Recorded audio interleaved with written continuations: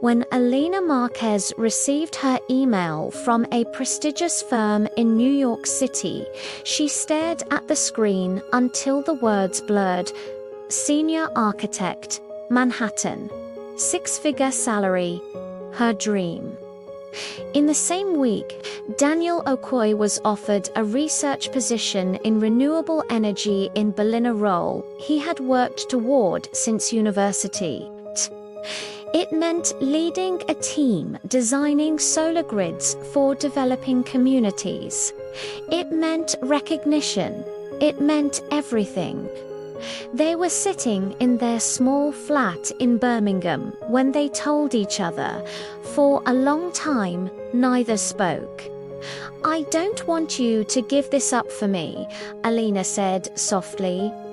"I was going to say the same thing," Daniel replied. They had met 5 years earlier in a crowded cafe near Campus 2, ambitious students with notebooks full of plans. They had promised each other then, "We will never stand in the way of each other's dreams." But no one had warned them what would happen when the dreams grew in opposite directions. For weeks, they tried to be practical. Spreadsheets, pros and cons lists, long-distance plans. They told themselves love was strong enough for flights and time zones. But late at night, when the lights were off, doubt crept in. "I don't want to see you only on screens," Daniel confessed one evening. Alina swallowed. "I don't want our life to become layovers and countdowns." Love had never felt like a choice before. Now it felt like negotiation. One Sunday, they walked along the canal, silent except for the wind. A street musician played an old love song, off-key but sincere. Alina stopped walking. "What if success isn't a city?" she said suddenly. Daniel frowned. "What do you mean? What if success is waking up beside the person you chose?" He looked at her carefully. "To you saying?" "I'm saying I don't want Manhattan more than I want you." Daniel felt something shift inside him. "And I don't want Berlin more than I want you." They stood there, the weight of their ambitions between them like a third presence. "But I also don't want us to resent each other one day," Daniel added quietly. "Then we don't sacrifice everything," Alina said. "We redefine it." 3 months later, Alina turned down New York. Daniel declined Berlin. Their friends thought they were crazy. "You'll regret it," one colleague warned. Maybe they would. That fear lingered.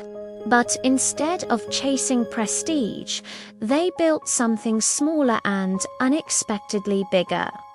Alina joined a local firm focused on sustainable housing. Daniel partnered with a startup developing affordable solar kits for UK communities. The pay was modest.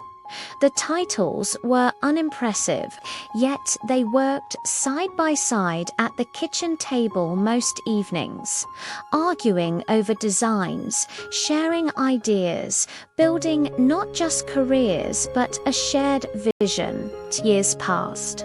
Sometimes, when a former classmate posted photos of skyscrapers in Manhattan or conferences in Berlin, a flicker of what if passed between them. But then there were other moments, Sunday mornings with coffee and no airport goodbyes, late night brainstorming sessions that turned into laughter. The quiet certainty of choosing each other again and again. One evening, as they celebrated the completion of their first joint community project, a solar-powered housing development on the outskirts of the city, Daniel raised a glass. To the jobs we didn't take, he said. Elena smiled.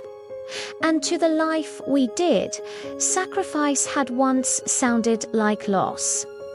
But in the years that followed, they realized something. They hadn't sacrificed their dreams. They had reshaped them into something neither could have built alone.